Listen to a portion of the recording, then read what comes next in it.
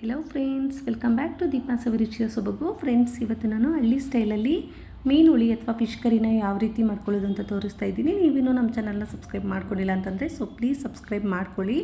ಬನ್ನಿ ಹೇಗೆ ಮಾಡೋದು ನೋಡೋಣ. ಮೊದಲಿಗೆ ನಾನು ಇಲ್ಲಿ 1 kg ಅಷ್ಟು ಮೀನನ್ನು ಚೆನ್ನಾಗಿ ಕ್ಲೀನ್ ಮಾಡಿ ಇಟ್ಕೊಂಡಿದ್ದೀನಿ. ಇದಕ್ಕೆ ನಾನು ರುಚಿಗೆ ತಕ್ಕಷ್ಟು ಉಪ್ಪನ್ನು ಹಾಕ್ಕೊಳ್ತಾ ಇದ್ದೀನಿ. ಹಾಗೆಯೇ 1/4 ಟೇಬಲ್ ಸ್ಪೂನಷ್ಟು ಅರಿಶಿನ ಪುಡಿನ ಹಾಕ್ಕೊಂಡು ಕೈಯಲ್ಲಿನೇ ಈ ಥರ ನೀಟಾಗಿ ಮಿಕ್ಸ್ ಮಾಡ್ಕೊಳ್ತಾ ಇದ್ದೀನಿ. ಉಪ್ಪು ಮತ್ತು ಅರಿಶಿನ ಮೀನಿಗೆ ಚೆನ್ನಾಗಿ ಮಿಕ್ಸ್ ಆಗೋ ರೀತಿ ಕಲಿಸ್ಕೊಂಡು ಒಂದು ಪ್ಲೇಟನ್ನು ಮುಚ್ಚಿ ಪಕ್ಕಕ್ಕೆ ಇಟ್ಕೊಳ್ತಾ ಇದ್ದೀನಿ. ಇಲ್ಲಿ ಮಸಾಲೆ ರುಬ್ಕೊಳ್ಳೋಕ್ಕೆ ಸ್ಟವನ್ನು ಆನ್ ಮಾಡಿಕೊಂಡು ಪ್ಯಾನ್ ಬಿಸಿ ಇಟ್ಕೊಂಡಿದ್ದೀನಿ. ಪ್ಯಾನ್ ಸ್ವಲ್ಪ ಬಿಸಿ ಆದಮೇಲೆ 2 ಟೇಬಲ್ ಸ್ಪೂನಷ್ಟು ಕುಕ್ಕಿಂಗ್ ಆಯಿಲ್ ಹಾಕ್ಕೊಂಡು ಒಂದು ದಪ್ಪ ಈರುಳ್ಳಿನ ಚಿಕ್ಕದಾಗಿ ಕಟ್ ಮಾಡಿ ಹಾಕ್ಕೊಂಡು ಈರುಳ್ಳಿನ ಚೆನ್ನಾಗಿ ಫ್ರೈ ಮಾಡ್ಕೊಳ್ತಾ ಇದ್ದೀನಿ. ಈರುಳ್ಳಿ ಸ್ವಲ್ಪ ಕಲರ್ ಚೇಂಜ್ ಆಗಬೇಕು, ಅಲ್ಲಿವರೆಗೂ ಈರುಳ್ಳಿನ ಚೆನ್ನಾಗಿ ಫ್ರೈ ಮಾಡಿಕೊಂಡು ಒಂದು ದಪ್ಪ ಗಡ್ಡೆ ಬೆಳ್ಳುಳ್ಳಿನ ಸಿಪ್ಪೆ ಬಿಡಿಸಿ ಹಾಕ್ಕೊಳ್ತಾ ಇದ್ದೀನಿ. ಹಾಗೆಯೇ ಒಂದು ಅರ್ಧ ಇಂಚಷ್ಟು ಶುಂಠಿನ ಚಿಕ್ಕದಾಗಿ ಕಟ್ ಮಾಡಿ ಹಾಕ್ಕೊಂಡು ಈರುಳ್ಳಿ ಬೆಳ್ಳುಳ್ಳಿ ಶುಂಠಿನ ಚೆನ್ನಾಗಿ ಫ್ರೈ ಮಾಡ್ಕೊಳ್ತಾ ಇದ್ದೀನಿ. ಈರುಳ್ಳಿ ಎಲ್ಲ ಚೆನ್ನಾಗಿ ಫ್ರೈ ಆದ ನಂತರ 1/4 ಟೇಬಲ್ ಸ್ಪೂನಷ್ಟು ಕಾಳು ಮೆಣಸನ್ನು ಹಾಕ್ಕೊಂಡು ಈರುಳ್ಳಿನ ಮತ್ತೆ ಚೆನ್ನಾಗಿ ಫ್ರೈ ಮಾಡಿಕೊಂಡು ಫ್ರೈ ಆಗಿರುವಂಥ ಈರುಳ್ಳಿನ ಒಂದು ಪ್ಲೇಟಲ್ಲಿ ಎತ್ತಿಟ್ಕೊಳ್ತಾ ಇದ್ದೀನಿ.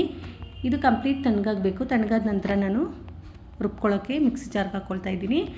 ಇವಾಗ ಫ್ರೈ ಮಾಡಿ ಇಟ್ಕೊಂಡಿರೋಂಥ ಈರುಳ್ಳಿ ಜೊತೆ ಸ್ವಲ್ಪ ಕೊತ್ತಂಬರಿ ಸೊಪ್ಪನ್ನು ಸೇರಿಸ್ಕೊಂಡು ಸ್ವಲ್ಪ ಕೂಡ ನೀರನ್ನು ಸೇರಿಸ್ದೇನೆ ನುಣ್ಣಗೆ ರುಬ್ಕೊಂಡು ಬಂದಿದ್ದೀನಿ. ನೋಡಿ, ಇಷ್ಟು ನುಣ್ಣಗೆ ರುಬ್ಕೊಂಡ್ರೆ ಸಾಕಾಗುತ್ತೆ. ಇಲ್ಲಿ ನಾನು ಸ್ಟವ್ ಆನ್ ಮಾಡಿಕೊಂಡು ಈರುಳ್ಳಿ ಫ್ರೈ ಮಾಡಿ ಇಟ್ಕೊಂಡಿರೋಂಥ ಪ್ಯಾನ್ಗೆ 3 ಟೇಬಲ್ ಸ್ಪೂನಷ್ಟು ಕುಕ್ಕಿಂಗ್ ಆಯಿಲನ್ನು ಹಾಕ್ಕೊಂಡು 2 ದಪ್ಪ ಈರುಳ್ಳಿನ ಚಿಕ್ಕದಾಗಿ ಕಟ್ ಮಾಡಿ ಹಾಕ್ಕೊಳ್ತಾ ಇದ್ದೀನಿ. ಹಾಗೆಯೇ ಸ್ವಲ್ಪ ಕರಿಬೇವಿನ ಸೊಪ್ಪನ್ನು ಹಾಕ್ಕೊಂಡು ಈರುಳ್ಳಿನ ಚೆನ್ನಾಗಿ ಫ್ರೈ ಮಾಡ್ಕೊಳ್ತಾ ಇದ್ದೀನಿ.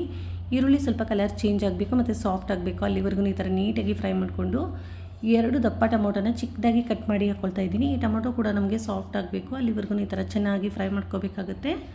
ಟೊಮೊಟೊ ಚೆನ್ನಾಗಿ ಸಾಫ್ಟ್ ಆಗಿದ್ದ ನಂತರ ಖಾರಕ್ಕೆ ನಾನು 1 ಟೇಬಲ್ ಸ್ಪೂನಷ್ಟು ಚಿಲ್ಲಿ ಪೌಡರ್ನ ಹಾಕ್ಕೊಳ್ತಾ ಇದ್ದೀನಿ.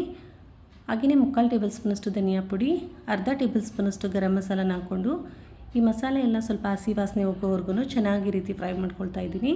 ಈ ಮಸಾಲೆ ಚೆನ್ನಾಗಿ ಫ್ರೈ ಆದ ನಂತರ ನಾನು ರುಬ್ಬಿಟ್ಕೊಂಡಿರುವಂಥ ಈರುಳ್ಳಿ ಪೇಸ್ಟನ್ನು ಹಾಕ್ಕೊಳ್ತಾ ಇದ್ದೀನಿ. ಈ ಮಸಾಲೆ ಕೂಡ ಚೆನ್ನಾಗಿ ಫ್ರೈ ಮಾಡ್ಕೋಬೇಕಾಗುತ್ತೆ. ತುಂಬ ಹೊತ್ತೆಲ್ಲ ಮಾಡ್ಕೊಳ್ಳೋಂಥ ಅವಶ್ಯಕತೆ ಇರೋದಿಲ್ಲ, ಯಾಕಂದರೆ ನಾವು ಈರುಳ್ಳಿನ ಎಲ್ಲ ಚೆನ್ನಾಗಿ ಫ್ರೈ ಮಾಡಿ ಇಟ್ಕೊಂಡಿರೋದ್ರಿಂದ ಸ್ವಲ್ಪ ಫ್ರೈ ಮಾಡ್ಕೋಬೇಕಾಗುತ್ತೆ. ಸ್ವಲ್ಪ ಫ್ರೈ ಆದ ನಂತರ ನಾನು ಒಂದು ನಿಂಬೆಹಣ್ಣಿನ ಗಾತ್ರದಷ್ಟು ಹುಣಸೆಹಣ್ಣನ್ನು ನೆನೆಸಿಟ್ಕೊಂಡಿದ್ದೆ. ಹುಣಸೆಹಣ್ಣಿನ ರಸನ ಹಾಕ್ಕೊಳ್ತಾ ಇದ್ದೀನಿ. ಹಾಗೆಯೇ ಮಸಾಲೆ ರುಬ್ಕೊಂಡಿದ್ದೆಲ್ಲ ಅದೇ ಜಾರ್ಗೆ ಸ್ವಲ್ಪ ನೀರನ್ನು ಸೇರಿಸ್ಕೊಂಡು ಆ ನೀರನ್ನು ಕೂಡ ಹಾಕ್ಕೊಂಡು ನೀಟಾಗಿ ಈ ರೀತಿ ಮಿಕ್ಸ್ ಮಾಡ್ಕೊಳ್ತಾ ಇದ್ದೀನಿ. ಮಸಾಲೆನೆಲ್ಲ ನೀಟಾಗಿ ಮಿಕ್ಸ್ ಮಾಡಿಕೊಂಡು ನಮಗೆ ಎಷ್ಟು ಗಟ್ಟಿಯಾಗಿ ಬೇಕಾಗುತ್ತೆ ಗ್ರೇವಿ ನೋಡಿಕೊಂಡು ನೀರನ್ನು ಸೇರಿಸ್ಕೋಬೇಕಾಗುತ್ತೆ. ಸ್ವಲ್ಪ ನೀರನ್ನು ಕಡಿಮೆನೇ ಸೇರಿಸ್ಕೋಬೇಕಾಗುತ್ತೆ, ಯಾಕಂದರೆ ಗಟ್ಟಿಯಾಗಿರಬೇಕು ನಮಗೆ ಈ ಒಂದು ಗ್ರೇವಿ. ಸರ ನೀಟಾಗಿ ಮಿಕ್ಸ್ ಮಾಡಿಕೊಂಡು ರುಚಿಗೆ ತಕ್ಕಷ್ಟು ಉಪ್ಪನ್ನು ಹಾಕ್ಕೊಂಡು ಒಂದು ಲಿಡ್ಡನ್ನು ಕ್ಲೋಸ್ ಮಾಡಿ ಒಂದು 5 ರಿಂದ 6 ನಿಮಿಷನ ಚೆನ್ನಾಗಿ ಕುದಿಯೋದಕ್ಕೆ ಬಿಡ್ತಾ ಇದ್ದೀನಿ. ನೋಡಿ, ಒಂದು 5 ನಿಮಿಷ ಆಗಿದೆ. ಎಷ್ಟು ಚೆನ್ನಾಗಿ ಕುದೀತಾ ಇದೆ, ತುಂಬಾ ಚೆನ್ನಾಗಿ ರೆಡಿ ಆಗ್ತಾಯಿದೆ ಈ ಒಂದು ಗ್ರೇವಿ.